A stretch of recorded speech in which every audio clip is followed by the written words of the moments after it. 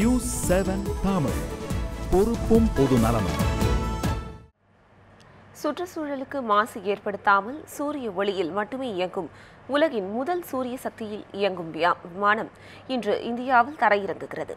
பெட்ரோலிய பொருட்களால் சுற்றுச்சூழல் மாசுபடுவது பெருகி வரும் நிலையில் இந்த சோலார் விமானம் உலகத்தின் கவனத்தை தன் பக்கம் ஈர்த்து வருகிறது. சுற்றுச்சூழலை பாதுகாக்கும் நோக்குடன் முதல் படியை எடுத்து வைத்துள்ளது விமானத்துறை. 12 ஆண்டுகால ஆராய்ச்சி மற்றும் தயாரிப்புக்கு பின்னர் சூரிய ஒளியை சேமித்து இயங்கும் ஆற்றல் வாய்ந்த SI2 சோலார் விமானம் சுவிட்சர்லாந்து விமானிகளான பிகார்ட் மற்றும் கோஸ்பெக் இருவரின் உதவியுடன் தனது முதல் பயணத்தை அபுதாபியில் நேற்று தொடங்கியது.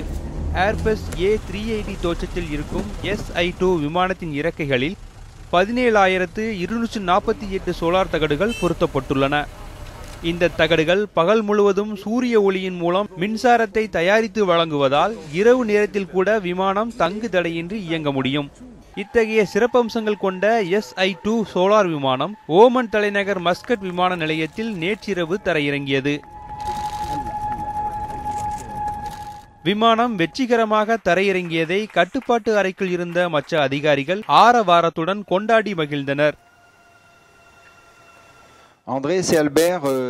ஆண்ட்ரூ ஆல்பர் கவனியுங்கள், சிறப்பாக இருந்தது, வாழ்த்துக்கள்.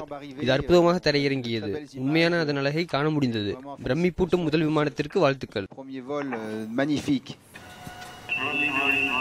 மஸ்கட்டை தொடர்ந்து குஜராத் மாநிலம் அகமதாபாத் விமான நிலையத்தில் இன்று தரையிறங்குகிறது. அகமதாபாத்தில் 2 நாட்கள் இருக்கும் இந்த விமானம் உத்தரப்பிரதேச மாநிலம் வாரணாசியில் கங்கை நதியின் மீது பறந்தபடி சுற்றுச்சூழல் தொடர்பான பிரச்சாரத்தை மேற்கொள்கிறது.